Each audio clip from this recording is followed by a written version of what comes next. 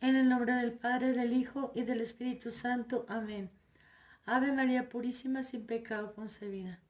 Espíritu Santo, fuente de toda luz, ilumínanos. Oh Señor Dios de los ejércitos, restáuranos. Haz resplandecer tu rostro sobre nosotros y seremos salvos.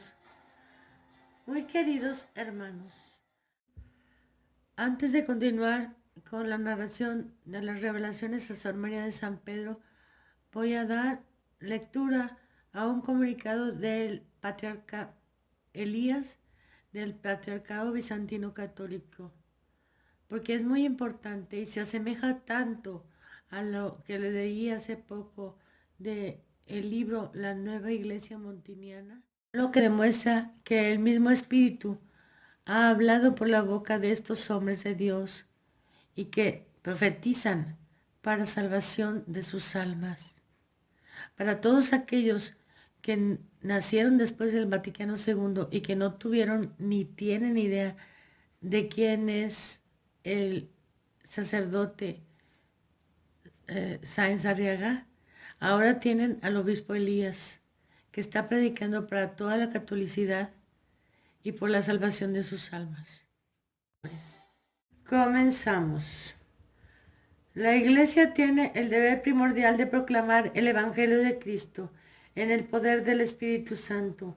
El Espíritu de la verdad debe conducir a las almas a la salvación a través del arrepentimiento. El Concilio Vaticano II despreció este fundamento. Los teólogos heréticos fueron designados como moderadores del concilio. Hicieron avanzar el espíritu del modernismo que ya había sido condenado por San Pío X a principios del siglo XX.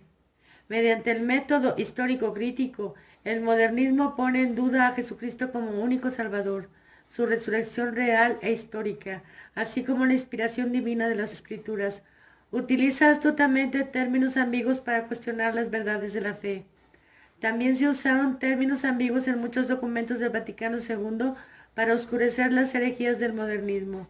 A pesar de esto, se repetía constantemente que el concilio era obra del Espíritu Santo y por lo tanto todo católico estaba obligado a cumplir plenamente con el espíritu del Vaticano II. Este fue un gran fraude que no se pudo demostrar por más de medio siglo. El fruto chocante del Vaticano II ha madurado hoy en día a través de Francisco Bergoglio, un archihereje y usurpador de la autoridad papal. Predica un antievangelio sodomitas, coronavírico, sinodal, ecológico y culto idólatra, que atrae el anatema de Dios según Gálatas 1, 8 y 9. En Canadá, este antievangelio implica incluso la consagración a los demonios bajo la guía de un chamán que tocaba un silbato de hueso de pavo salvaje. Es cierto del concilio lo que dijo el Salvador: cada árbol se conoce por sus frutos. 57 años después del final del Vaticano II, estamos recogiendo frutos desastrosos. ¿Qué habría pasado en tiempos preconciliares si alguien hubiera promovido la sodomía o besado los pies de un transexual, favoreciendo así esta perversión? ¿Y si hubiera impulsado la islamización de cada parroquia y cada monasterio? ¿Y si hubiera publicado la exhortación Amoris Laetitia, en la que habría anulado los principios morales universalmente válidos, así como los mandamientos de Dios? ¿Y si hubiera aprobado abiertamente la llamada educación sexual, que impone la masturbación esclavizante y pecaminosa a los niños a partir de los 4 años y los manipula para que se sometan a una trágica reasignación de género? ¿Y si hubiera dicho abiertamente que el sexo necesita ser educado sin rigidez, en otras palabras, sin ningún tipo de restricción a los niños?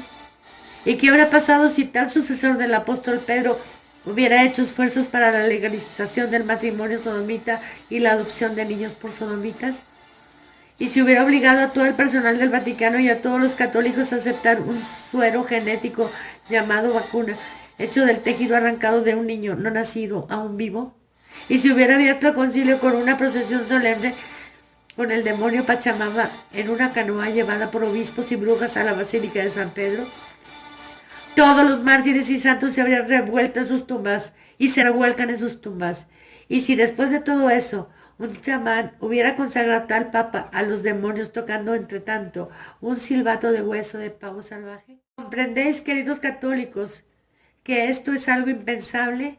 Y todo esto es una dura realidad hoy en día. El trono papal está ocupado por un blasfemo y apóstata, es decir, un papa inválido. Si lo reconocéis como papa válido, habéis renunciado a Cristo y a sus enseñanzas, así como a vuestra propia salvación. Y si no os arrepentís de ello, os espera el infierno. ¿Cómo es posible que un archihereje pueda haber ocupado el trono papal? Esto se debe a que hubo un punto de inflexión en el espíritu y la doctrina en el Concilio Vaticano II. El concilio expulsó al Espíritu Santo, el espíritu de la verdad, y recibió el espíritu del mundo, el espíritu de la mentira. A menos y hasta que el Concilio Vaticano II sea condenado como herético, la Iglesia no puede ser restaurada.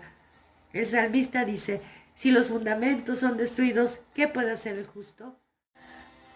Aunque en su libro de 1984 el ex cardenal Ratzinger señaló los frutos destructivos del Concilio Vaticano II, trató de explicar que era el resultado de una mala interpretación del concilio. El arzobispo Carlo María Vigano, ex nuncio en los Estados Unidos, evaluó correctamente el Concilio Vaticano II cuando dijo que no solo no podía ser revisado, sino que debía ser rechazado como herético. Esa fue y es una palabra profética para la Iglesia. También fue el único de los prelados eclesiásticos que no tuvo miedo de hablar en contra de la vacunación experimental o en contra del Estado profundo y la Iglesia profunda. Al hacerlo, ha dado de nuevo una palabra profética, no solo a la Iglesia, sino también al mundo contemporáneo. ¿Qué podemos esperar del camino sinodal y de su promotor? Ahora ha quedado claro que el llamado camino sinodal es una desviación programada de todos los dogmas básicos que garantizan la salvación. Bergoglio procura conseguir la transición de la Iglesia Católica a la sinagoga de Satanás, la antiglesia de la nueva era. ¿Cómo puede ser que la Iglesia haya adoptado este programa suicida? La respuesta es que sin el Vaticano II no hubiera sido posible.